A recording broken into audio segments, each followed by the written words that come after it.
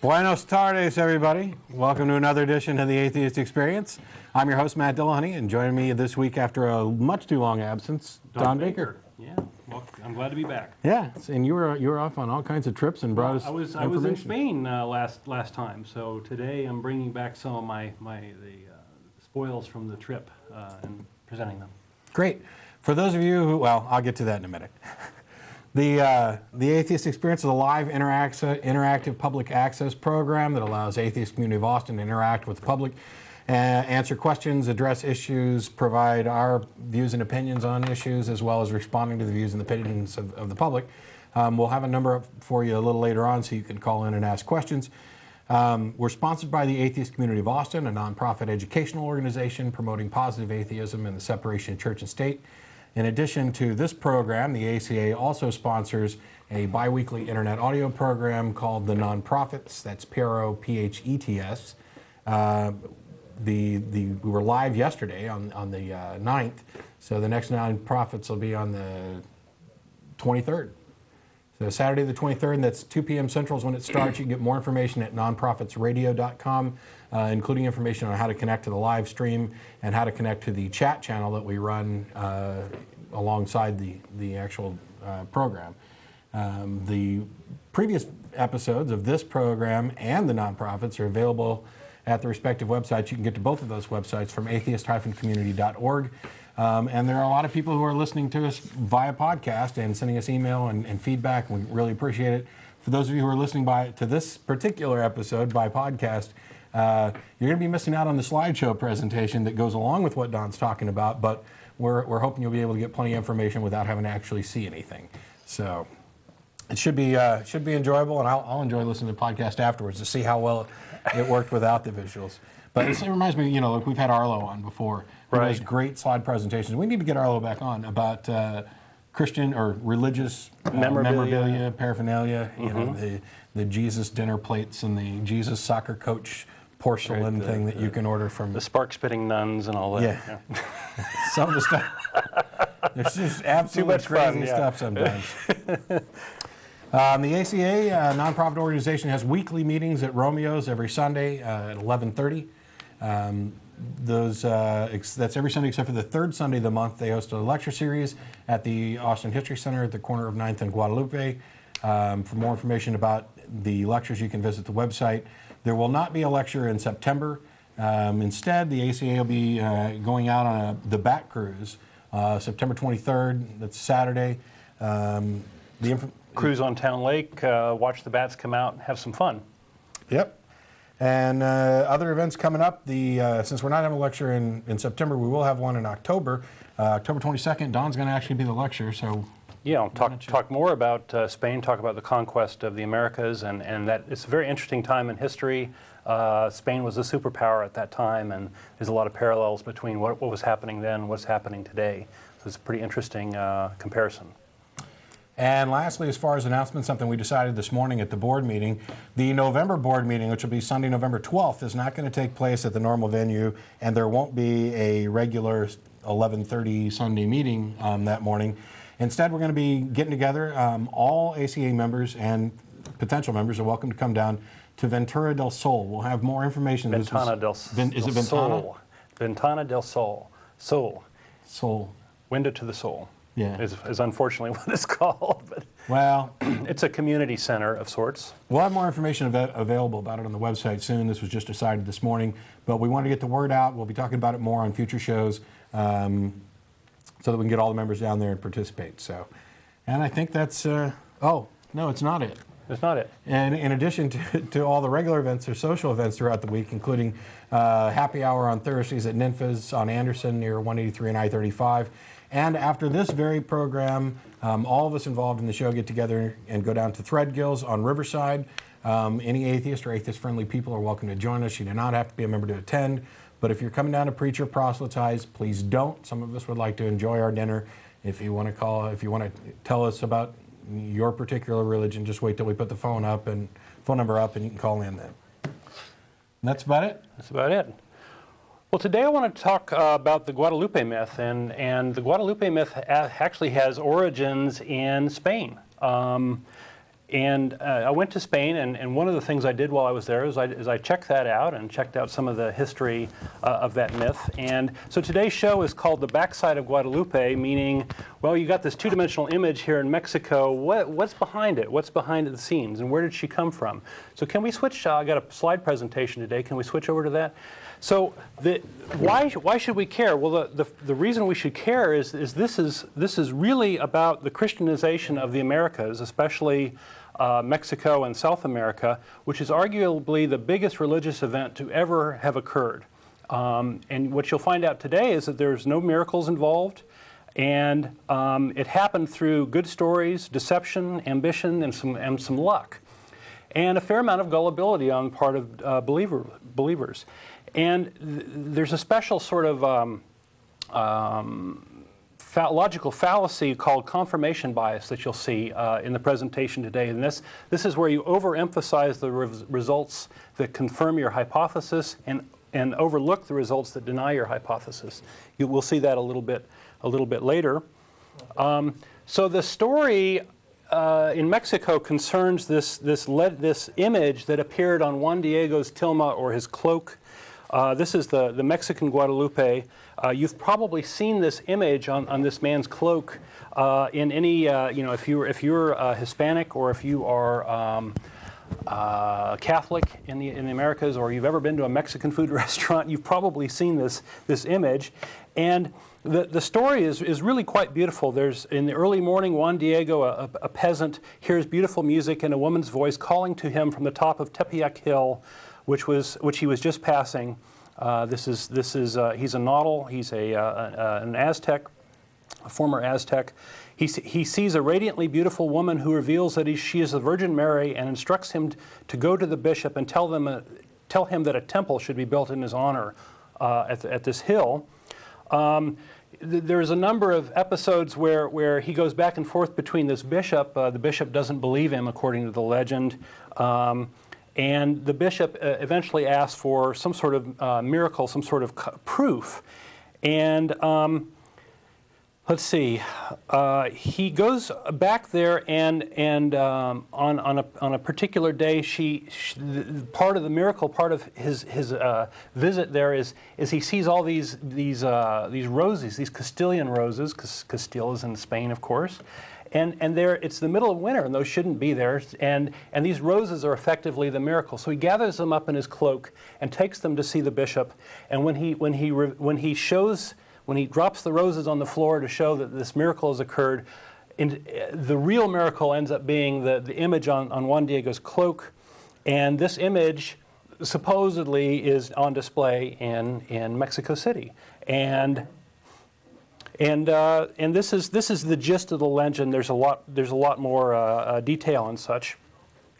So, where does this legend come from? Our story actually starts in around 80 BC or 80 CE, where people who are early Christians have a few problems that they're trying to deal with. So our story goes all the way back to early Christianity. There's a need to grow the religion and get converts. The Jesus story is good, but it only goes so far. It only covers a few years of his life. Where does he come from? No one knows at this point.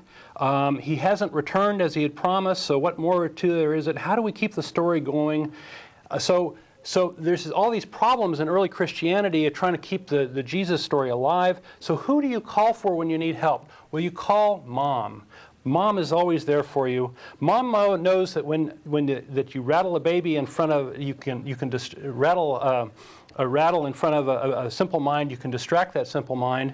And furthermore, that rattle ends up being motherhood itself. Motherhood is the baby rattle. There's a huge amount of emotional symbolism associated with motherhood. You have the miracle of birth. You have this undying devotion of a mother to her child. The notion of strong family bonds, love, beauty, the mystery of womanhood. I mean, who understands women, right? We still don't. Survival of the species and humanity. So all of these very strong emotional symbols end up being tied up in this whole idea of motherhood. And various religions have adopted this. For example, in Egypt, we have Isis and Horus. the mother and child, and many people think that this image was sort of the beginnings of something that we'll see a bit later, right? This motherhood theme ended up being adopted into various religions. Well, not to be outdone, not to just use the motherhood idea, we have additional things that we can throw into the mix here. So for example, we can have an idea of a divine fatherhood, right? In the Greek mythology, we have Zeus, who is actually very active as far as having exploits and going off and impregnating mortal women. In this particular story, he has impregnated a woman named Leda after he's taken on the image of a swan. There are lots of other examples, such as Perseus. Let's see here. Perseus was born of the Virgin Diana, and she was conceived by the god Zeus, who took the form of a shower of gold. So this is a common theme. So not to be left out, let's take a look at Mithra from Asia Minor. Mithra was a savior god. He was born of a virgin on December 25th and was resurrected after he died. And so all of these different mythologies existed prior to Christianity, and all of them were available, were well known in Rome at the time Christianity was born. So when you combine these and roll them all up together, you get the Virgin Mary, who combines all of the above and is better than any one of them alone. And she was invented wholesale in around 100 CE, and makes a brief appearance in the Bible. But there's this whole legend of the Star of Bethlehem and the peasants going, this pregnant woman and her husband going off to the manger and all that. And it's a very very wonderful emotional myth. And so we get more layers of emotional symbolism here. Not only do we have motherhood, we have the miracle of a virgin birth. We have the purity and grace here, the purity of the woman unspoiled by the man. We have the human bridge to the divine. We have this idea that very humble people can participate in an event that is world-changing, which is a very powerful emotional message. Certainly the path to immortality is a big part of this as well, right? The Christ is the Savior child. So this, of course, was a big hit, right? Mary was probably one of the more popular creations, I would say, in all of Christianity. And so what did we learn from this creation? Well, a good story is super powerful. It will help you gain converts. It helps to have a miracle in it to capture people's attention. The more emotional the story can be, the better. If it involves humble people, that's good because it helps the unwashed masses relate to the story, and it also helps to make the story difficult for the average person to verify. So in this case, in the case of the Mary story, the story was invented 100 years after this person's death, Jesus, or alleged death. We don't even know if he existed. And there's no way to check it because there was really nothing written about him outside of the Christianity. It's also helpful to co-opt existing mythology and traditions, which you see here in terms of Mithra and Zeus and that sort of thing, Isis and Horus. So this is great, but we need to do more with it. We got everybody's attention. We got them all believing. How do we make money out of it? Well, what you have to do is you have to associate the story with a place, right? And you have to build a temple or something there to gather money from the people who come there. So you make it a pilgrimage site. You customize the story, or you relate the story to that place or the people in that region or the culture in that region. You be there to accept the pilgrims and take their money. You capitalize on this confirmation bias. People are going to come and ask for favors and that sort of thing from whatever you have there, and they're going to potentially, some of them, get those things happen in their lives. They're going to, their cow is going to remain alive, or their kid is going to get healed, or whatever. And you can then associate this, whatever icon you have there, with that. Another important thing is to reinvest some of the money that you gain in the place to make it more fabulous. And this is really what's gone on in Europe. There are a huge number of images of the Virgin Mary in Europe, a huge number. And there is a subset of them called the Black Madonnas or Black Virgins. You can look that up on the web. And this is just a very small portion to what's there. I mean, there are thousands of these things, and they're all at various sites that are pilgrimage sites generally, and they're all there, to collect money from pilgrims. The Black Madonnas are pretty interesting, though. They appeared around 1000 A.D. during a period of intense Marian devotion. About 400 years is when they kind of appeared over a long period. They're all over Europe. There's about 500 of them. Mostly they're in France. There's about 180 of these, 180 different sites in France. They include statues and paintings. Let's see, most are associated with miracle stories where the image is said to have some sort of divine connection. And 10% of these sites were shrines to female goddesses before Christianity. So you see the co-opting of the motherhood. Well, why Black Madonnas? That is a really interesting question. Nobody knows for sure. The deal is that it could be that some of these images were brought back from Africa, which includes the Holy Lands, and that some of the others were just copied from them. That's one theory. Another theory that's kind of interesting is that some of these Madonnas are associated with the Knights Templar who traveled throughout Europe during this interval. And they were unimpeded, and they traveled under the behest of the Pope, and they sort of did whatever the Pope wanted to do. And they associated the color black with truth. And it could be that just the black faces and such are just made there to capture your attention and to add some mystery. So let's I've gone through these already. Let's dive in here and take a look at where we're going to set our scene for the beginning of the Guadalupe image. We're going to take a look here at Spain.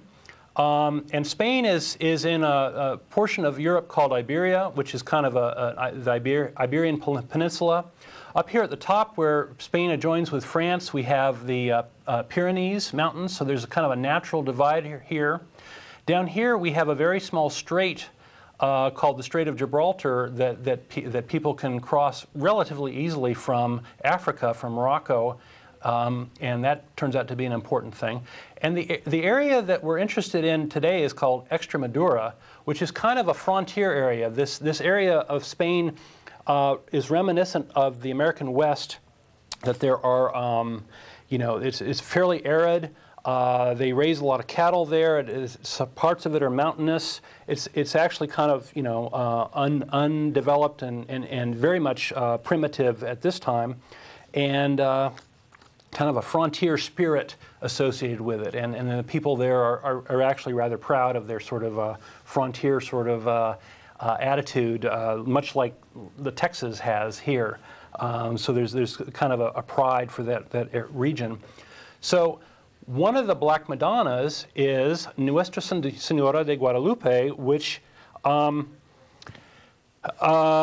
there's a legend associated with it, but basically Guadalupe is a place in Spain. It's a river, and it's an Arabic word that means hidden river. Okay, and the name is pretty clear because the river comes down a deep ravine, and you actually have to dig around to find the head of it. This particular image was created around 1100, the end of the 1100s. By somebody, we don't know who. We don't even know if this image, if the author of this image intended it to even be the mother, the Madonna and Christ child. We have no idea, right? But it's a mother with a child sitting in her lap. They both have very dark faces. The legend has the dark faces as a suntan, which is kind of amusing. It's not a particularly fancy, stunning image. So that's That's the original Guadalupe. Not even many Spaniards have seen this image, though. And we'll see why in a minute. Next, I'm going to go to the legend of this statue, if I can find it real quick here.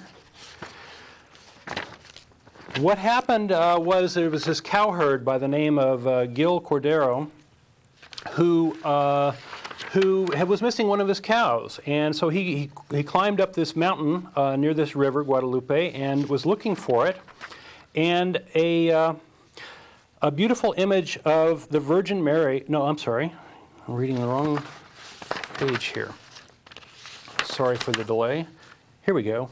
A humble shepherd, a neighbor of the city of Cáceres, was looking to find his cows. He actually came across it and found it dead. Okay, he was getting ready to cut it open with his knife to retrieve the hide, because the hide is valuable. And all of a sudden, a Virgin Mary appeared to him and said, "Don't you know I'm the Mother of God, the Savior of humanity? Take your cow and go down to the cattle ranch with the others, and then go and pray for your Savior at the church. You'll say to the clergymen that you have seen me and that you should come back to this place, and they should dig exactly where your cow died, underneath those stones, and they will find my image. Then when they remove it, they make sure that they do not change it or do not take it from here, but that they build a shrine here and place the image within it. A time will come in which this place, a church will be built, and with it a remarkable town." And after these words, the Virgin disappeared, and the shepherd marched towards Cáceres, which is the nearest large town, which is about 70 miles away, quite a distance. When he arrived, there was a boy that had just passed away. He invoked the Virgin, and the child was revived. The clergymen came out, and they actually dug at this place and found a new statue. And or found supposedly this statue. Okay, and this legend is centered around 1326. So let's see here. Now, the Virgin that people are familiar with in Spain is actually this one. This is what you see when you go to the Virgin of Guadalupe, when you go to the church there. Notice that it's a different image, and we can talk a little bit about this. The main thing you see really is the clothing or the covering of it, and they're often like very fancy embroidered clothing. So the whole Virgin sort of takes on a triangular shape. Up at the top, there's a crown, a round crown shape, and really all you see of the statue here is two faces. The mother and the child, and then the child's hand and the mother's hand. The mother's holding a scepter. So what happened here is a number of things happened, right? So from the time this original statue appeared to the time of the legend was actually a couple hundred years. So that's one problem. The next problem is that they've changed the statue, and they actually modified the original statue to actually have it hold a scepter. So there's a whole bunch of reasons for skepticism for this legend. The monks that manage this church were actually somewhat responsible for turning the story into a cult that gets lots of money and attention for their order. So they sort of have a conflict of interest here, or they so the fact that a lot of money flows to them is sort of not a coincidence here. There was already a church at this site at the time of the finding. So in a sense, that's sort of a miracle in that. Whenever these statues appear, like all the Black Madonnas, there happens to be a church there already, rather than some sort of miracle out in the world somewhere. But even though the legend says otherwise, there were no witnesses to this miracle. There's an elaborate history of the statue dating back 600 years before it was discovered, and this history was clearly falsified because of the dating of the statue based on artistic analysis. The monks immediately started modifying the statue, and then they replaced it after 50 years which is, you know, if this really is a miraculous statue, you wouldn't go be mucking with it, right? And it's possible that the original statue was buried because at the time there was this big event going on in Spain called the Reconquista, which is basically, we talked about how down here the southern part of Spain is next to Africa.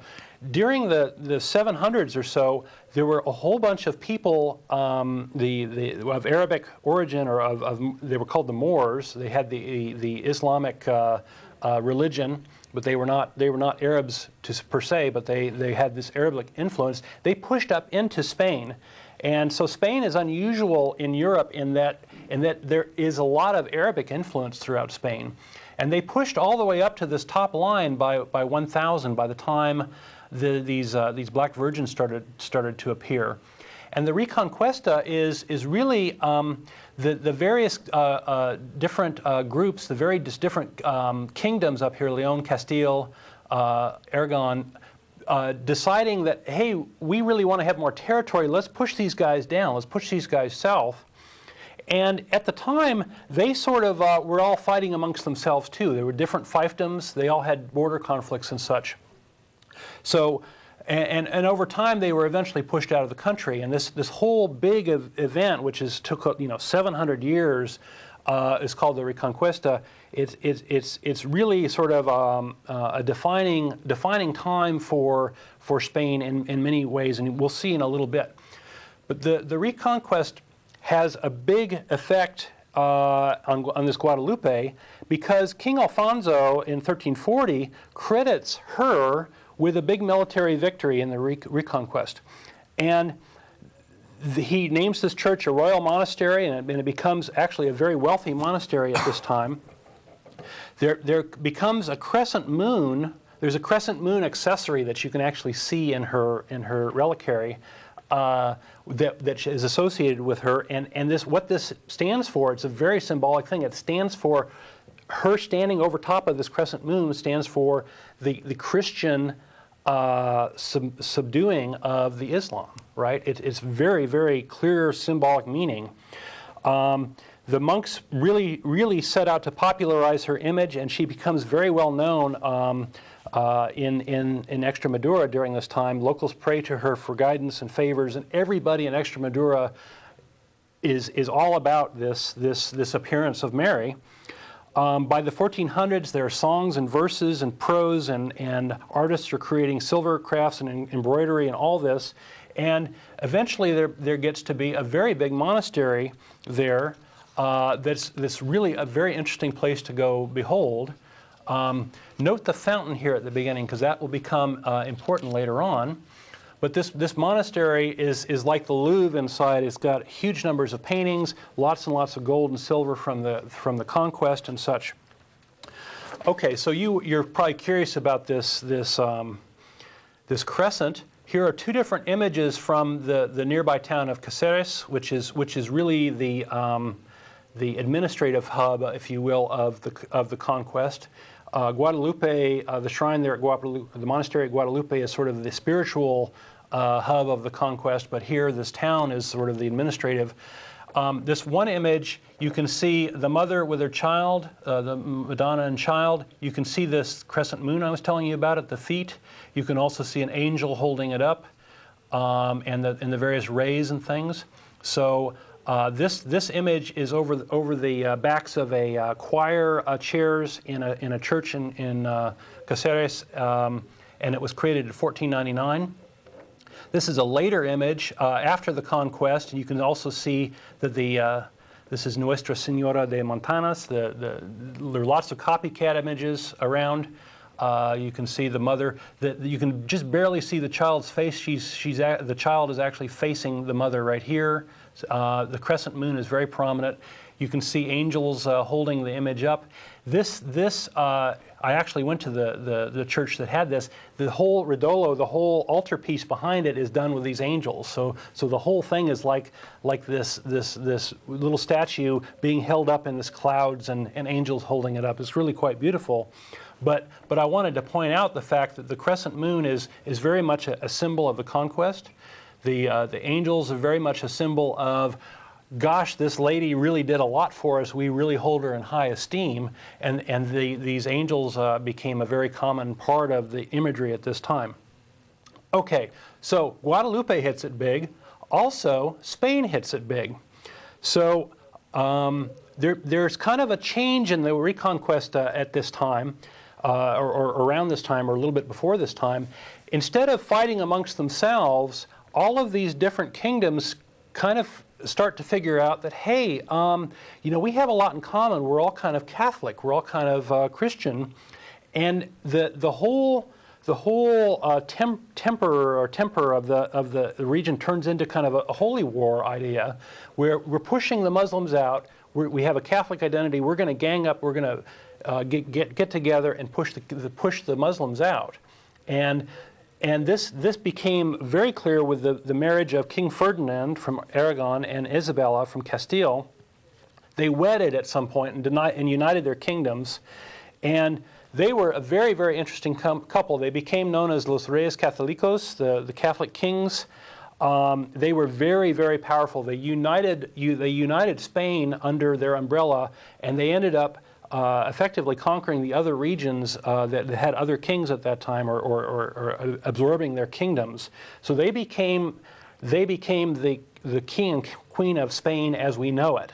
And they continued pushing down on the Muslims to push them out of the country. Ferdinand was a very ambitious, power-hungry guy. Some people think that the Machiavelli's The Prince was actually written about him, if you're familiar with that work. She was a devout and very fond of the Virgin Guadalupe, because Guadalupe came from her kingdom. So we have some luck here, and that the queen actually gets pretty darn excited about her. And it turns out that the two of them visit the monastery 22 times during the course of their lives. And this is actually a difficult place to get to, even if you have a car, right? It takes, it takes multiple hours to get there from anywhere real, right? So, but they thought it was that cool to go check it out. So one of the big events that happens is in 1492, which turns out to be a very important year. 1492, they conquer Granada, the town of Granada, where the last Muslim stronghold is, the last Moorish stronghold, and this is basically their final victory over the Moors at that time. And this is a very big event. Guadalupe is credited for helping with that.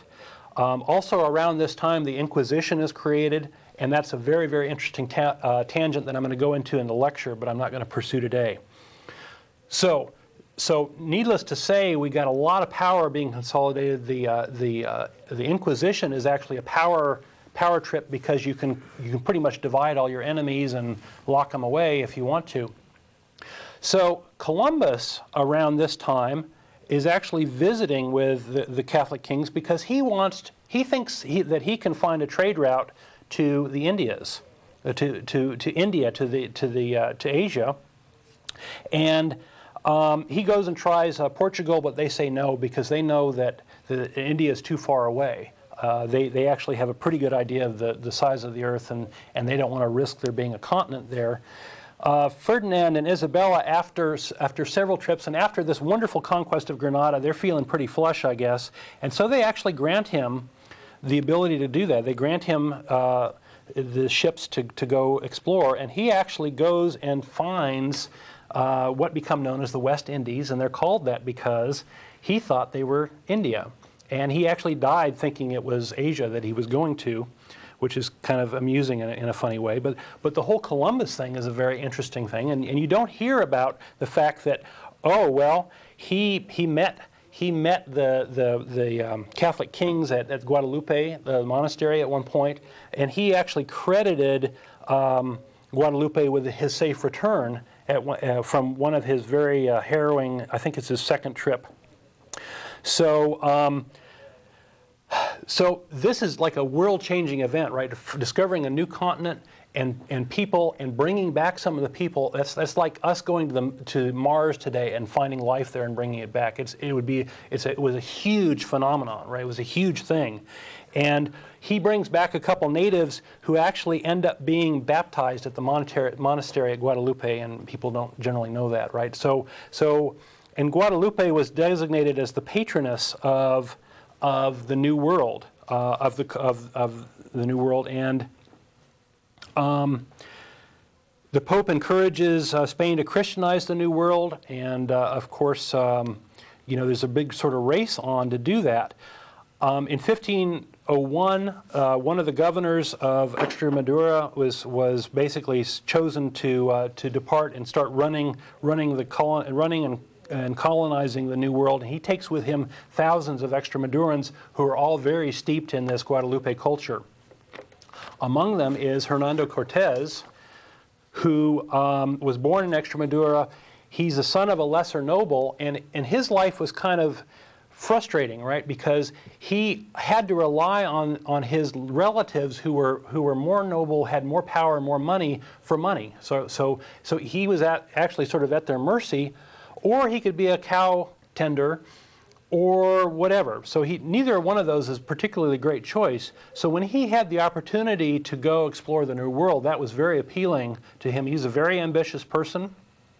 He seized at one point an opportunity to captain a vessel to Mexico after helping to colonize Hispaniola and Cuba. And then he and his crew successfully conquers the Aztecs, which is a very interesting episode. He does it very quickly, and there's a lot of factors that come into play that help him. Among them are his horses, his guns, the germs that these people have actually end up infecting a lot of the natives, and they get sick with flu and all this stuff. There's a local legend in Mexico at the time about Quetzalcoatl that helps him. So Hernan Cortez is very fond of Guadalupe, sends a lot of gifts back during the time, and he actually marched into Mexico under this banner, which shows a Mary figure with her hands in prayer, kind of leaning over to the left with a crown on, and this is Guadalupe. And there's no doubt about it. So these images were all very much part of the Spanish conquest and coming in there. The temple, there's a temple in Mexico City, or a hill called Tepeyac, that was a shrine to a local goddess known as Tenantzin. Unfortunately, that's not showing up very well in the background. They tear down this temple in 1520 and replace it with the Guadalupe image. Tenantzin is the mother goddess in Aztecs, and this is sort of a calculated thing that they want to replace the mother goddess with their own mother goddess, right, Mary. Later, 12 Franciscan missionaries arrive in Mexico City to establish a church. They're from a monastery near Guadalupe. In 1556, there's a Guadalupe Basilica erected on this site. A real church. A new painting is commissioned, and that becomes its centerpiece. At that year, a Franciscan colony chief complains that painting is idolatry, and is complaining that, hey, these guys, you're making them into idol worshipers because they don't understand who it is. It's not really Guadalupe as an individual. It's Mary, and the Indians don't understand it's Mary. So there's beginnings of some cult worship going on.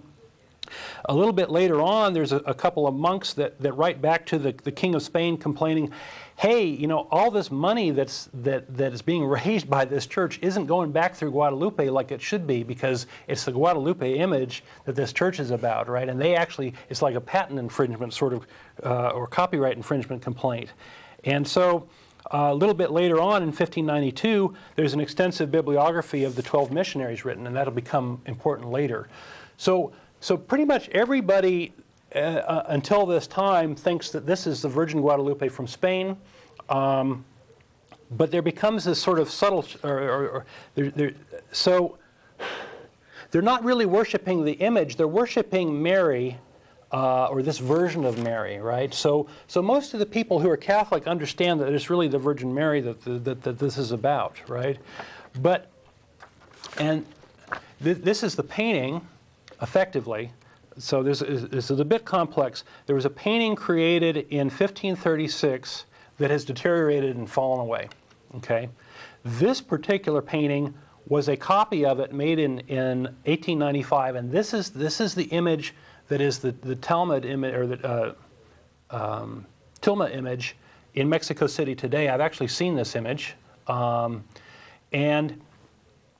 What's different about the two, one of the major differences is the old one had a crown on the head. So that crown was removed in 1895, and it was declared a miracle that the crown got removed. But you can see here that we have the prayer, the woman kind of in prayer, leaning over to the left. She got her hands in prayer. We have the crescent moon of the Reconquista from Spain. We have the angel underneath. We have the rays of sun coming around. There's a couple of features that are unique to this image. That supposedly this cloak, this blue cloak, is a cloak that would be worn by an Aztec goddess. And also this bow is supposedly symbolic of her being pregnant. So we have the birth of a new legend in 1648. So this is over 100 years after this painting is created. There's a priest by the name of Miguel Sanchez who creates a book popularizing this apparition myth that I read to you at the beginning, that supposedly took place in 1531. This book contains supposedly an Aztec or a nautical legend within it that was supposed to be written much, much earlier. There are lots of reasons to doubt this story. One of the main reasons to doubt it is the bishop that supposedly Juan Diego came and visited with these magical roses was physically in Spain at the time, so he couldn't have been there. Furthermore, throughout his extensive writings, he never mentioned Juan Diego. We talked about the history of the 12 monks, the biographies of the 12 monks. None of them were ever mentioned any of this. So this legend really appears quite a bit later. The legend takes on a life of its own. It's an image that is strongly associated with Mexico. It's idolized throughout Latin America. It takes on, we can see the symbolism evolve, right? We have additional emotional symbolism like that is unique to this particular image of the ideal self, nurturing and family, self-control, strength, hope, and devotion. This is what modern-day Mexican women associate with this image, and the whole cultural transformation of the nuance of these symbols is actually pretty interesting to follow. We went all the way from motherhood to this very, very complex emotional symbolism. This image has been associated with various political causes, including the Revolution of 1810, the Zapatista movement within Mexico, and it's a source of popular folk art. We're going to take calls in a little bit. The number's up if you'd like to look at that. So this legend, takes on a very big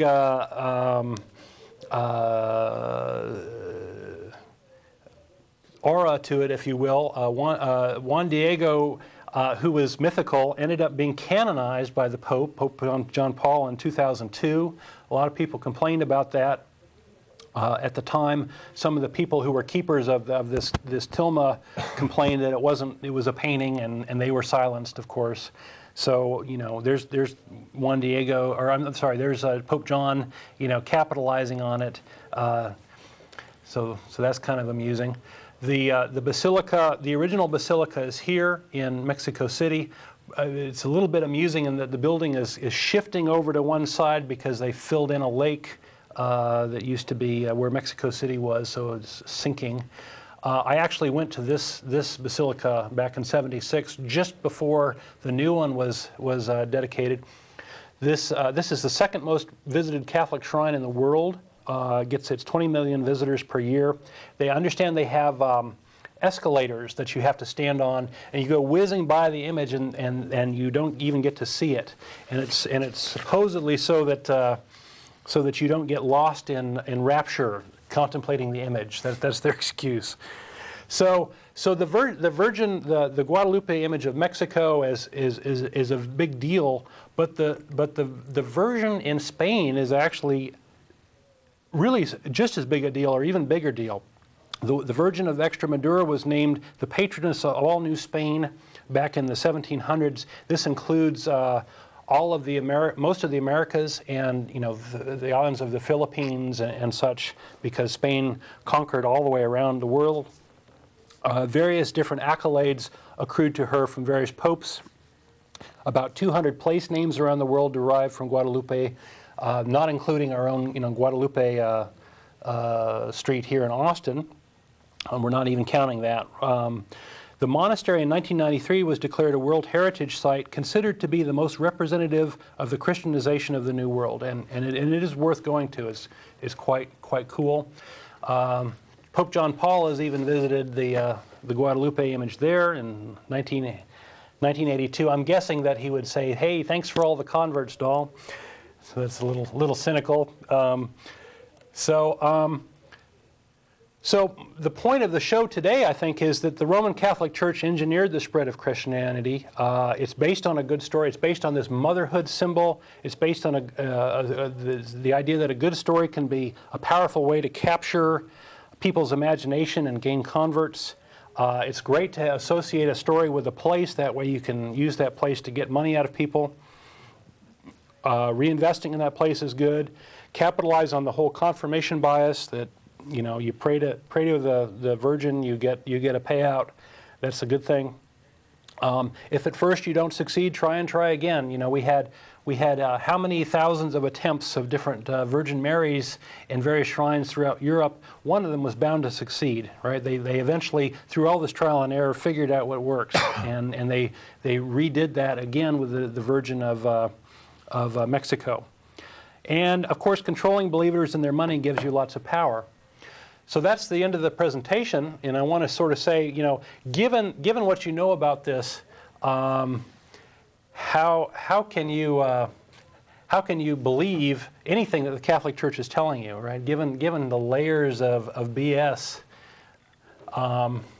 Anyway, so I went on a long time. Maybe you'd like to chat a little bit about some of the things you saw, and maybe you have some questions that some of the audience members might have. I don't know. I think while we're waiting on some of the calls, the phone number's up. We're waiting on information on who's actually on the phone. One of the things that bothered me, and always does, is if you imagine you're a homeless person and you walk into one of these shrines and here's this statue that's wearing finer clothes than you could ever possibly wear, and tons of gold and scepters and all this stuff. The amount of wealth in these places is stunning. It's it really a complete is. waste of wealth. I mean, it's just...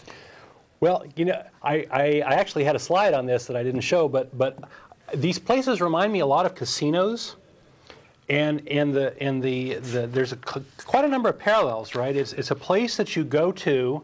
You have this fabulous atmosphere, right, where you're seeing all these wonderful things. There's often a rich sort of motif or a story associated with the casino, right? We have the Luxor that's supposedly a grand pyramid or the Venetian or whatever, right? And then you have this promise that if you put a little money in, maybe you'll get rich, maybe you'll get what you want for. And there's also this confirmation bias too, right? People go to casinos, they remember winning, but they don't remember losing, and it's the same sort of mindset that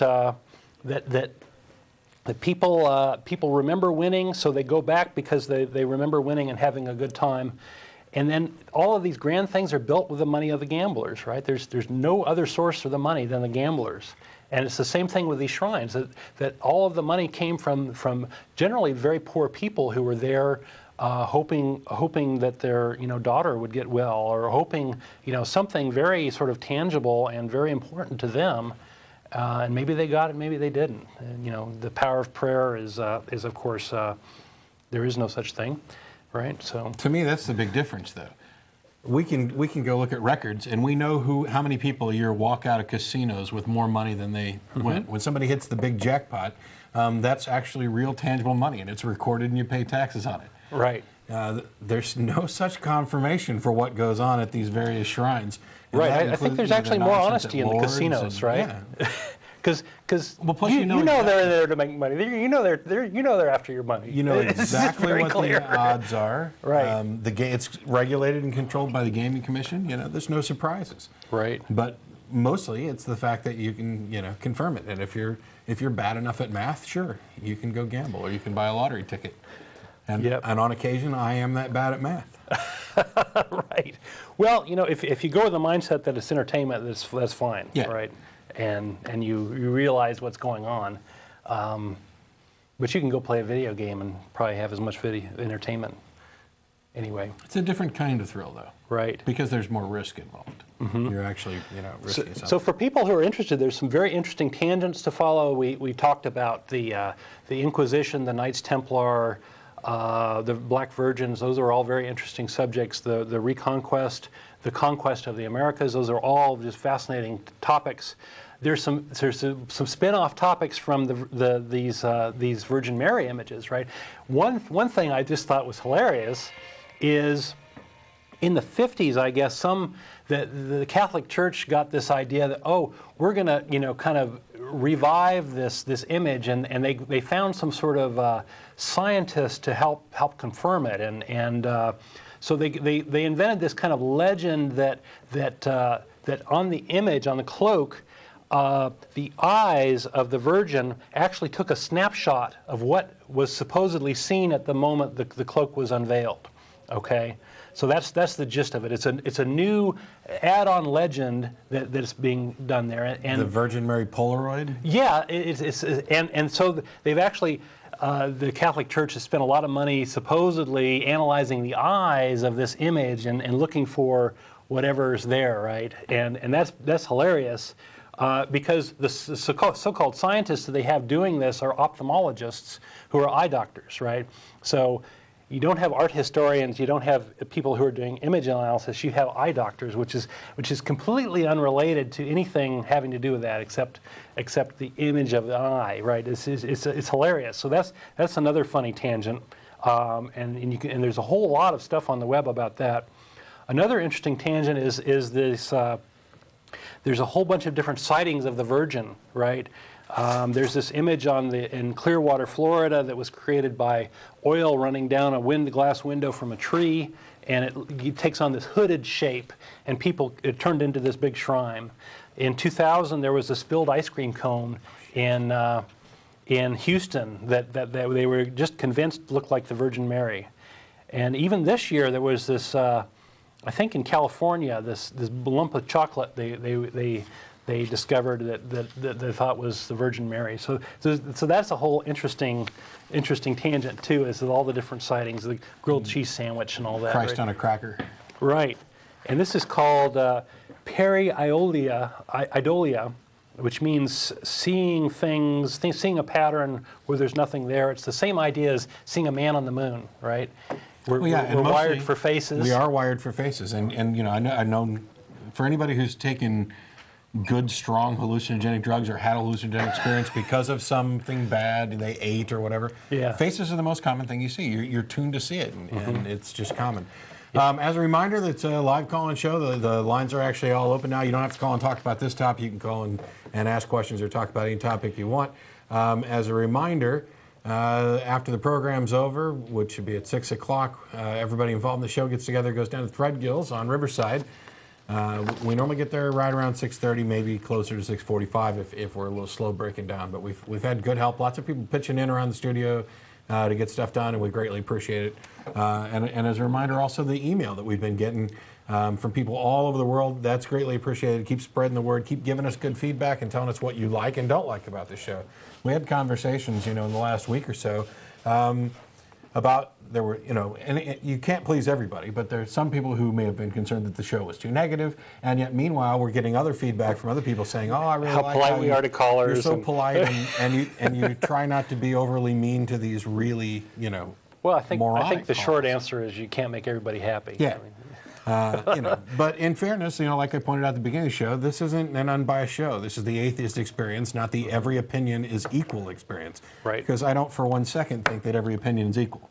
I think everybody has an equal right to have an opinion, but that doesn't make your opinion equal. If your opinion is that the moon's made of green cheese, you're wrong. Right. There are facts that contradict your opinion, even if you don't accept it. So. So it looks like we're starting to get some callers queued up. That's good. I didn't scare everybody off. Hopefully people found the topic interesting. I'd be interested to see what people have to say about it. Or you can call about whatever else is on your mind. There's a lot of things that mentioned the extreme waste of money that's involved in religion, but nowhere is it more obvious than when you look at those statues, or if you go to the Vatican or one of these other places where everything is gold and you've got these Granted, I'm not going to fault them for having $1 million painting because, you could value look at it like accrues a museum. over time, right? Well, you could also look at it like a museum. I mean, I'm not going to fault the Louvre for having valuable paintings. So where the Vatican has plenty of valuable paintings as well, I don't fault them for that. However, the waste of wealth. Yeah. We're going to make this look pretty just for the sake of it does have an emotional reaction on people. I mean, this Guadalupe Shrine, you probably have never even heard about it, but I thought it was very, very impressive going there. They had a fabulous tour. We actually got to go through the sacristy. I got to see the Virgin up close, and it's just really stunning the amount of artisanship and craftsmanship and wealth that's there. A lot of it came from the conquest. A lot of the gold and jewels and such came back and landed there. And this reliquary, which is basically a room dedicated to all the little different artifacts that are sort of accessories of this doll, was just stunning. I mean, there was like at least $1 million worth of wealth just in this one room. Yeah. And they had a big leader. I don't know if you know what a leader is. It's basically a platform where 4 men can carry the doll out, and then when she goes out on for her walks or whatever, she's got some slaves that run her around. And this thing's made of gold and silver. It's really beautiful. Anyway, and I can go on and on. I bought a book. A lot of my today's information and pictures came from this book, Guadalupe. Siete siglos de fe y de contra. It's a book in Spanish that I bought at the monastery. 7 centuries of faith and culture is basically the deal. And it was interesting because this book, was written by the Franciscan community, but actually debunks some of the myths. So it's an interesting play that if you want to be faithful, you can read this book and continue with that. If you want to look for skepticism in there, you can find it as well. It's pretty interesting. Let's take some calls. What do you say? There's a slight problem with our call list. I've got one entry repeated twice, so I'm not sure if it's correct or not. Is it Steve? Yeah, this is Steve. Hey, how you doing, Steve? Good. I wanted to say something about luck. You touched on that, but before I do, one interesting thing about looking at something like you're discussing today is it's a little more recent than the original myths that we generated the entire religion. And because of that, there's more record of what happened, and you can see the process and how people co-opt ideas, absolutely, use ideas, and it's very revealing because this is how these things happen. And if it goes on long enough, and it happens when you can't verify it, you get all kinds of stuff, right? And so I think it's interesting from the point of view just saying, how do people come to believe things, and how do these things get the way they are? Absolutely. That was part of my purpose today, is to show that, right? And it was a very concrete example, right. several layers of this thing and the building of it, right? Because these things aren't created in isolation as well. They're created usually on top of earlier myths. Right. So getting to the truth takes lots and lots and lots of digging, and as you say, it's very, very hard sometimes to get to the bottom of it. Yeah, the newer a religion is, or the newer a religious claim is, of course we're going to have more information, better information, and it's interesting to us from like an anthropological standpoint to see how this stuff might have occurred in the past for various religions. The thing that I find interesting is that if you're trying to create a brand new, drastically different modern religion, odds are it's going to fail. Because of our access to information quickly and easily, you're going to have, the only new religions really are going to be ones which build off of current religions. There's Well, kind of slight changes. or cults where you control the information Sure. and you sort of corral people in. Sometimes cults kind of become full-blown religions, right? Because there are enough sort of core believers that their children become believers and they eventually become self-sustaining.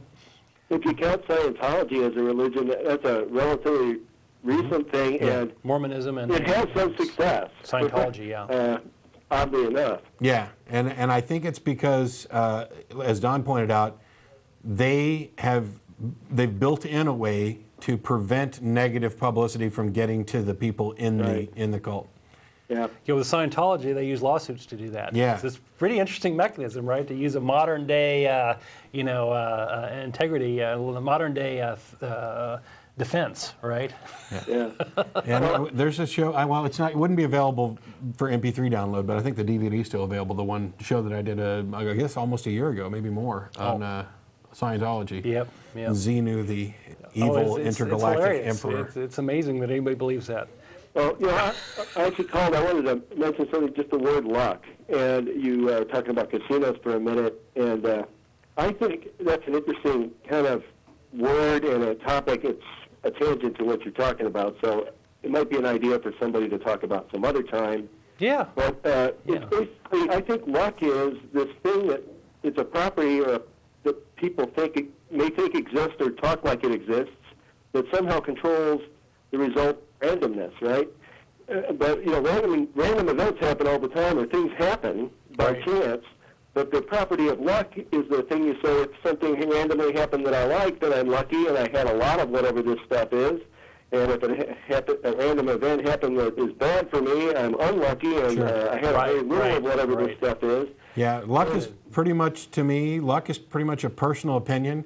It's a misunderstanding. It's assuming causality where you've got perhaps a correlation. Right, a lot of superstition and such. It would be a good show topic, I agree. But the thing is it's such a fundamental kind of way people talk as if it exists, even people that don't believe in it. Yeah. People act as if it exists, and it's like a belief, even though it's separate from religion or anything, although I'm sure you could relate it to different religions. Like if you pray, maybe what you get is maybe you're just luckier, right? Well, yeah, I would say that if I'm hoping for something and you're praying for that something, if you get it, it's answered prayer, and if I get it, I got lucky, and neither one of them are anything significant. Basically, the course of events played out in a way that it was favorable to me. It doesn't matter whether it was luck or prayer, because they're equally useless.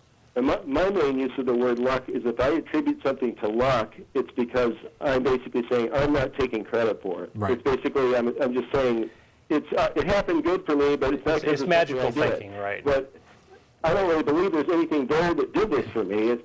Anyway, that was my little. That's a good thought. It's so common, and it's such a fundamental part of the way people talk, and maybe the way people think that, and it's kind of abstract. It's not even really a part of a religion, so it's. You can talk about it just as a concept. Well, when I mentioned the term, I was sort of talking about how the fact that she just, this particular idol happened to be in the right place during the right time, right? No, I know you weren't. If it was some other one at that place at the time, it would be we'd be calling happenstance. Happenstance. That's such a good word that we don't use anymore, which would probably be a good replacement for luck. It was happenstance. Right. Yeah. Fortunate coincidence for the development of this. So. Thank you. One more thing. I read a recent book. It's called 1491. It's a kind of a popular history book, and it relates to the Americas before any Europeans got here. But it does talk about the conquests and the diseases and all the different things that went on there. Wow. And if you're interested in the topic you're talking about, you might find that an interesting book. It's a fairly recent history book. Well, thank you for the recommendation. Okay. And thanks for the show. Thanks a lot, Steve. Bye. Right. Oh. Yeah. It's a big topic. Yeah, it's huge stuff. Another related one is Jared Diamond's Guns, Germs, and Steel has quite a long section on the New World, the conquest of the New World, and the advantages that the Europeans had that the natives did not have. One of the things that always baffles me is that, I trying to figure out exactly how people come to their beliefs and why they continue to accept them. I realize that your heritage plays a great role in this. If your mom and dad were Catholic, odds are you're going to be Catholic, and it doesn't matter whether that applies to Protestants and everybody else as well. But I'm not so sure about rational adults, how seriously some of them take the beliefs that they generally accept for granted. This idea of a virgin birth. And I mentioned last week when Tracy was on that I absolutely believe Mary was a virgin, just right up until the point she had sex and got pregnant.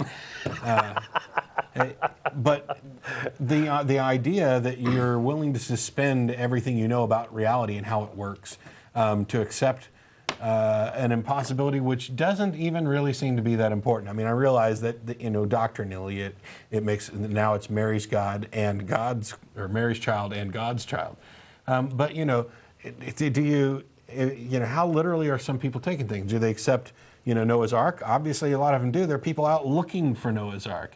What about Tower of Babel or Jonah and the whale? And these things which any reasonable thinking person would look at and say, I realize that this is supposed to be a portrayal of something miraculous, but it's just absurd. It's obviously some kind of, allegory. Well, one of the things that really struck me going to Spain is there's still huge amounts of vestiges of Catholicism in Spain. It's becoming a very secular country. They even have gay marriage there, and where they're ahead of us as far as a lot of human rights and that sort of thing. But there, the Catholicism is just everywhere there, right? There's churches everywhere, and one of the things that really hit me is the emotional tug of these various symbols. I think is a really big part of it, and that's something I tried to focus on in this presentation. The whole motherhood thing, the whole protection and love and a comfort.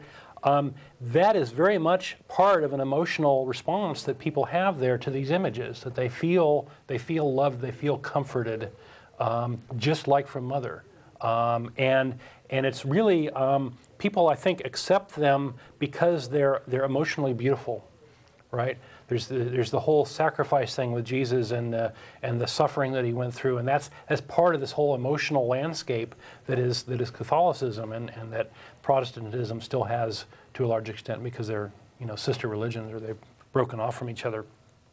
So I think what happens, Matt, is that people adopt these things and they become sort of part of their growing up experience and part of their lives, and then they get these nagging doubts because these damn atheists come and say, well, hey, if Noah's Ark really existed, this must be true, this must be true, and we haven't found any of this, and so they go off up to the mountains to go try to find a ship. So it ends up being, I think we end up playing on their emotions in the sense that the things that they love and adore end up being, they have these mixed feelings about them, right? Should I really buy into this because I don't see any evidence?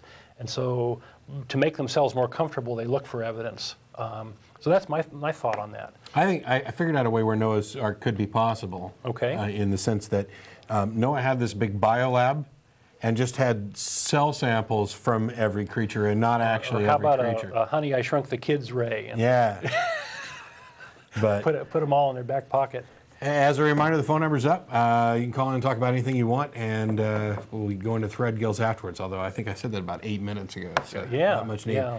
I would take this opportunity to go over something that, we talk about, a lot of the time the show is spent talking about other people's beliefs, and Christianity becomes the focus primarily because we live in the United States where you're 75, 80% Christian. But, one of the things is we don't talk that much or as often in some people's mind, specifically about atheism. And that's the reason for that is their misunderstanding. Really, a lot of what we're talking about is related to atheism. And the thing is that atheism isn't a philosophy. It's not, it doesn't have dogma or tenets. It's not a broad-based position on a number of things. It's an answer to a single question. It's a philosophical stance. Right. Secular humanism is that, but, Right. but atheism is not. So atheism is the result of certain philosophical opinions, secular humanism, rationalism, materialism, and all these other things. It isn't in and of itself a philosophy. So while we call this the Atheist Experience, you're getting the opinions and the experiences of an atheist. What we're talking about might not always, there's no requirements upon atheists. Not all atheists have to believe the same thing, or There's no dogma, right? Yeah. So that misperception comes up a lot, and in a recent discussion, somebody thought I was contradicting myself, because I pointed out that atheism isn't a philosophical. Yeah. Well, we get asked, what do we believe, right? Yeah. Which really means, what do we stand for? What are our values? I think is really what they mean by those questions. Yeah, right? you're kind of misdefining words. Yeah. Yeah, you don't believe in anything then? No, I believe in all kinds of stuff. I believe in this pen. I believe, But if you're talking about as far as believe in the existence of something, right? So to answer the question, we're real big on evidence and reason, scientific thinking, those sorts of things. If you make a claim, you better have some proof to back it up. Right. That sort of thing, right? Yeah. Until you do, we're going to potentially reserve judgment.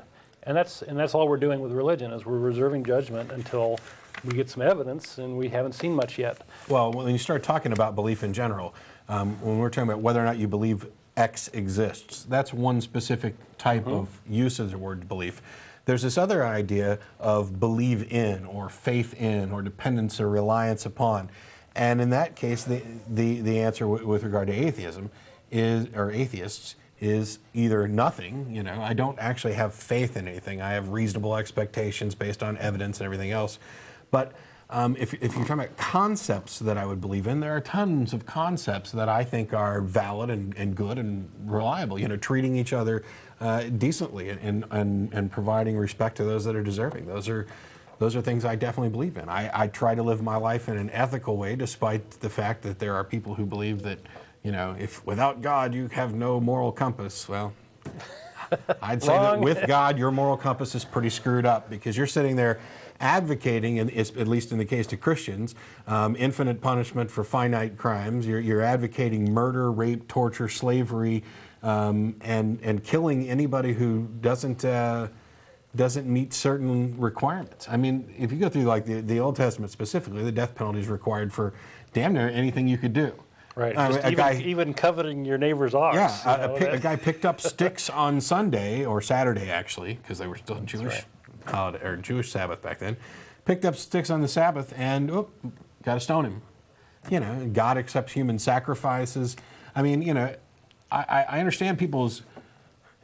Daniel Dennett has got a new book out called Breaking the Spell, which covers this concept of belief in belief. Right. And his position is it's not so many people actually believe in God or believe in the ideas of a literal Christianity, but they believe in the concepts of these things, that belief itself has positive benefits. And in that sense, I don't mind so much. If I think the whole believe in Santa Claus thing. Yeah, if believing in Santa Claus makes you feel good, I could see why you would want to believe in Santa Claus. No. My position is that if belief in Santa Claus makes you feel good, let's look at what's actually happening. What is it that's actually making you feel good? Since we know Santa Claus doesn't exist, obviously Santa's not having an effect on you, though the belief is. And it seems to me that once you come to that realization, there should be a way for you to make yourself happy without having to have these delusional crutches. Right. Well, I think Daniel Dennett's point is not that it's pleasant, that people think that it's a good thing, it's a moral thing to believe in something. Yeah. Right. And there's a real disconnect there. It's like if I believe in pixies, does that make me moral? And it's like, huh? That doesn't make any sense. And it's a realization, I think, that believers don't actually believe the same thing. There's no concrete thing that they're believing in, right? So there's so many different versions of Christianity and different ideas of the belief, right? The whole gay rights thing is dividing churches, right? Because one side believes one thing about it, the other side believes another thing. Evolution is another great example, dividing churches because one side believes evolution, science is real and is, finding out facts about the world, and they've somehow reconciled that with their belief in God. The other side thinks they're mutually incompatible. And you see this over and over again. That's why we have so many churches, because people believe different things. And lacking that, well, what do you have left if you don't have any certain concrete that you're all believing in all at the same time? Well, the only thing that's left is the fact that you're believing, and that's I think the gist of what Daniel Dennett is saying, is that you're believing in belief, with the sort of knowledge somewhere deep in the back of your mind that you're not believing the same thing as your next door neighbor. There's even jokes about that, how one man was, I don't even remember the joke very well, but how one man was rescuing another man who was ready to jump off the bridge, and they have this long conversation. If you remember the joke, go ahead and tell it. No, I won't get it right. But eventually they figure out that they belong to differing neighborhood churches, and then the one guy pushes the other guy off the bridge because it's like, you're a heretic, So. Of course, we have these things like the Inquisition that tries to, rein people in of different beliefs, and by the way, the Inquisition still exists under a different name, and Pope Ratzinger was its leader at one time. So it's still around, the defenders of the faith. I was going to try and prepare for this in advance, but Brandon, how you doing? Hey, yes, sir. Hey, how you doing? Good. How you doing? All right. I just kind of turned on the channel and heard you guys speaking a little bit. And you thought I said something wrong? Yes, sir. Okay. Tell us what you thought. I am a Christian, and I heard you guys saying something about God accepting human sacrifices. Yeah. That is absolutely, totally not true. Really? So the Bible's wrong? Let me finish, please. I don't know if you're speaking about Genesis and Abraham and his son. No, I'm not. Is that what you're speaking of? I'm not. I'll try and find the exact verse for you because I don't have my notes on that exactly. But as the Christian, you're the one who should probably know the Bible better. Right. But basically, there's a guy. What I call for. But basically, there's a warrior who prays to God and wants to win the battle. Jephthah. Yeah, look it up. Anyway, he promises that if God lets him win the battle, he'll sacrifice the first thing that comes out of his house when he gets back home. Well, the first thing he sees when he returns to his home or village. Right. And it turns out to be his daughter. Now, he lets her, when he gets back, he lets her visit with her friends for a little while. I think it's 2 months. And then, of course, he sacrifices her to God because that's the deal he made. So if you believe that the Bible is accurate, we're talking about a God who knew in advance exactly what Jephthah was going to encounter when he got back home, being his daughter, because he's omniscient, and willingly accepted a human sacrifice in order to guarantee victory on the battlefield. Okay. So if you say that God doesn't accept human sacrifice, then you're contradicting the Bible. So I don't know how to resolve that.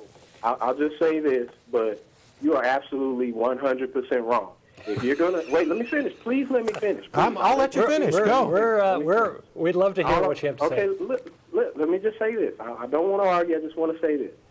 All I'm simply saying is, if you're going to get on TV and tell a story about that, give us the concrete scriptures. Okay. Bring it out. Wait. That's all I'm saying. Let's not talk rhetoric. I tell you what. Before hang on. Let's go to the Bible and let hang the on. Bible speak. Hang on. Because before you sit there. Please, sir. No, I'm putting your ass on hold.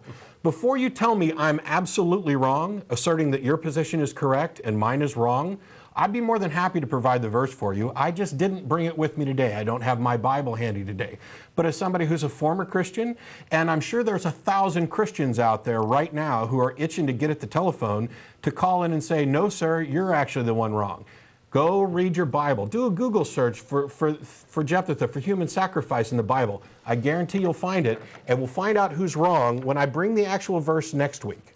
Okay. Now, I understand that. Or you can write us at tv@atheistcommunity.org, and we'll respond to you there. Well, let's talk about Abraham too. I mean, that was human sacrifice, right? Wait. Okay, you have to go back and read the Bible. I've read all of it lots of times. What exactly are you saying? Can I ask you guys a question? Sure. Every time I get ready to say something, you guys are cutting me off. Please let me speak for a minute. Please? I'll let you speak for 1 minute because it's my show. Okay, that's fine. Well, anyway, you guys, the guy in the blue shirt was talking about how the Christian faith is so divided in what it believes. That's not true. Their core.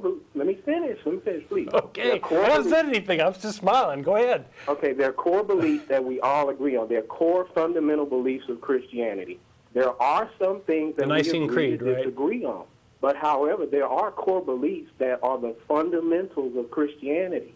There's a difference. Okay. But you wouldn't All right, know that. I give you that. You don't know You win. Christianity. No, I'm It's not- sorry, sir. Hang on just a minute. You should be saying that. Hang to him. on just a minute. You're absolutely wrong. You just said I wouldn't know that because I don't know Christianity. I was a fundamentalist Christian for over 20 some odd years and was studying to go to seminary when this occurred. What you're talking about with these common beliefs, oh yeah. You know, don't call in and pretend that you know shit and then hang up when you get called on it.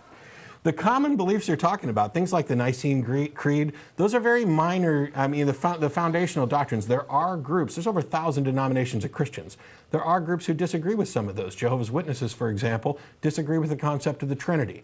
What you'll find if you But they're not true Christians. Yeah, what you'll find is that if you analyze for each given doctrine, if you analyze what they believe and chart it all out, you'll find that there are chunks of things that large groups believe, and some of them overlapped. But there's the only way that those things are defined are by what the church involved says they accept. There's not one particular idea that every Christian denomination accepts. I mean, with the possible existence of the fact that a God exists. Because there are Christian groups. What about the resurrection? No. There are Christian groups who don't even believe that Jesus historically existed. They are moral Christians who believe the creeds presented by Christians. I didn't know that. And they don't believe that the Bible is literal, that Jesus actually existed. Now, they are fringe groups. They don't represent the majority of Christians, and I'm perfectly willing to accept that. But when we say something like Christians can't agree on what is or isn't true, or what does or doesn't fit their philosophy, we're being completely correct. No two Christians are going to have the same definition of what a true Christian is, or at least no two Christian groups. You know, you can't go through the Bible and say baptism is or isn't absolutely required, and just every doctrinal point's that way.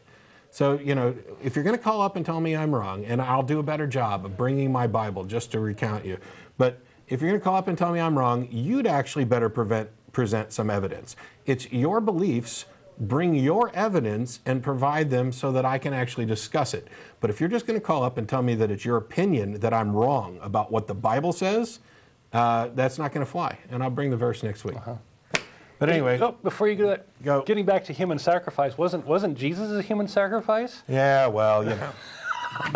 and I know you were going to point out with regard to Abraham and Isaac. Abraham, the whole point was to test his faith. I understand that. Don't go into panic. He didn't kill his child. But the point was, he had to believe that God would, in fact, order him to kill his son. And if you are of a mind that God will, in fact, order you to kill your son, then you believe in a God that will accept human sacrifice. That's unavoidable. I don't care how you color it or paint it. That's the fact. Mm-hmm. But anyway, we got other callers, and we're running out of time because people called in late. Things lit up here. So, hey, James, how you doing? Doing pretty good. Tell the gentleman in the blue shirt I'm sorry I didn't speak My name to is you. Don. Don, I didn't get to talk to you today then at Waterloo, if that was you. Oh, okay. You're about 6'4". Today? I'm sorry? He's tall. He's tall, I know, 'cause you was up under that tent and it was just too damn hot to sit there and blab with you. Waterloo? At Waterloo. No, I wasn't at Waterloo anytime in the recent past.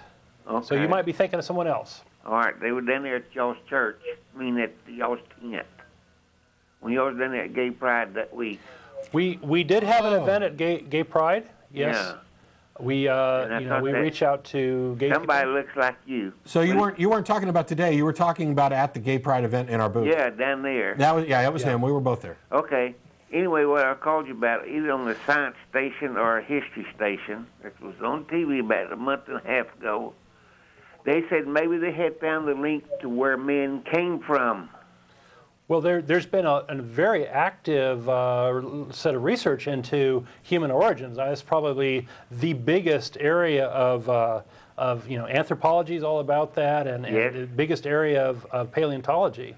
And Right. this was somewhere out in the Pacific, I guess he said within 75 to 100 miles from Australia was this island. And just recently, they went there and found the skull as to where with our vertebrae, like we get it from at the base of our skull, our head.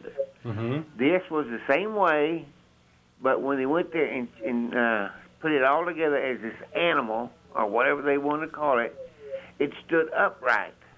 And on that same island, there are creatures that, I don't know what they wanted to call them. They didn't call them mammals or nothing. They were both stunned at what they saw, and they showed the pictures of them.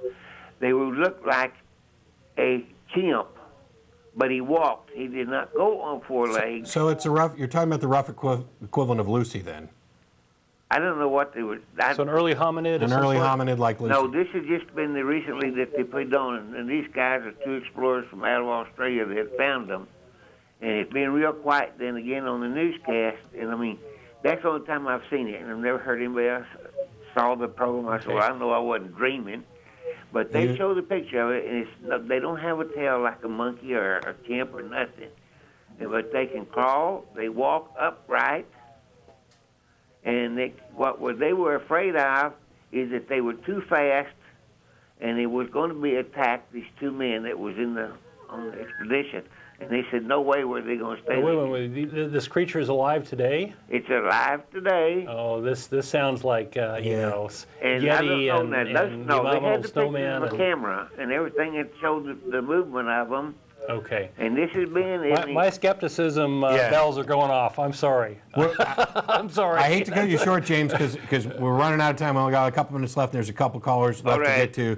But if you can get the information, send it to us in a link. Email tv@atheist-community.org. Well, I was just hoping someone else saw it on the air. I didn't see it. Yeah, we'd be interested in checking it out and maybe talking about it on the air. So and I'll check through history and discovery. Feel free to send that to us. Thank you very much for your... Thanks a lot, James. Bye. Yeah, I'll check out History and Discovery Channel, see if I can figure out exactly what he might have been talking about. Brian, how you doing? Oh, I'm doing good, guys. How are y'all doing? Hi. Good. Two quick questions. Number one, just the reference you made to human sacrifices apparently is a hot button today with folks. I'd encourage you to look just at Hebrews 11, 17, and following, not now, but just in the future, just to kind of look at the mindset there with the offering of Isaac and what it says about Abraham's mindset. That's just for another time. But I would be interested just to hear y'all discuss your own backgrounds in history. How did you arrive at an atheistic standpoint? Holy I believe cow. the gentleman in the red shirt said something earlier. I'm new to the program, so... Matt has done a whole show on that topic. Yeah, so, it's actually... So it's unfair to ask it at this late of time. Yeah, there's like 2 minutes left in the show. Do you have a one-sentence version, and I'll give my one-sentence version of mine?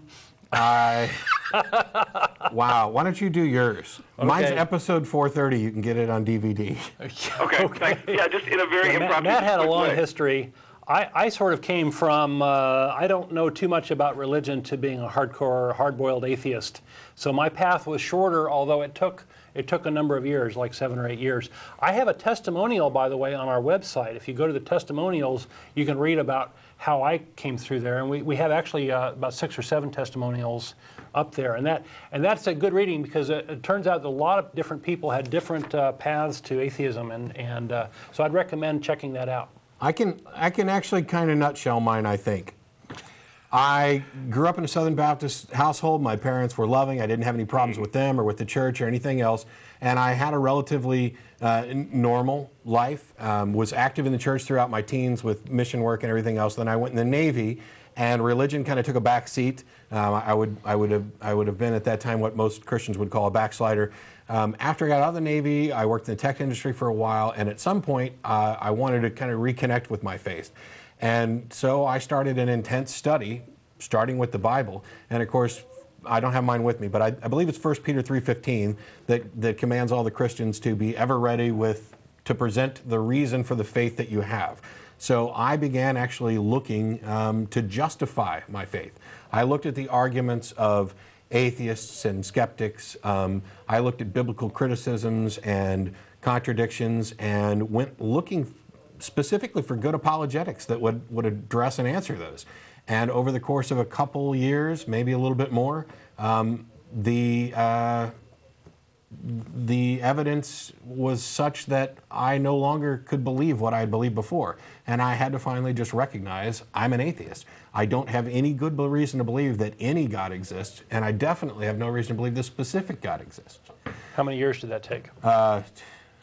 To probably two and a half, and it never stops. I study this. Fast guy. I study this all the time, every day, all week long.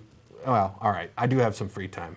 Thanks a lot for calling, Brian. I think that episode's 4:30. It's on DVD, but you can't download the podcast anymore. It's expired. Thank you to our callers. And as a reminder, we'll be at Threadgills here shortly. So otherwise, we'll see you next week, and we'll talk a little about human sacrifice. I promise.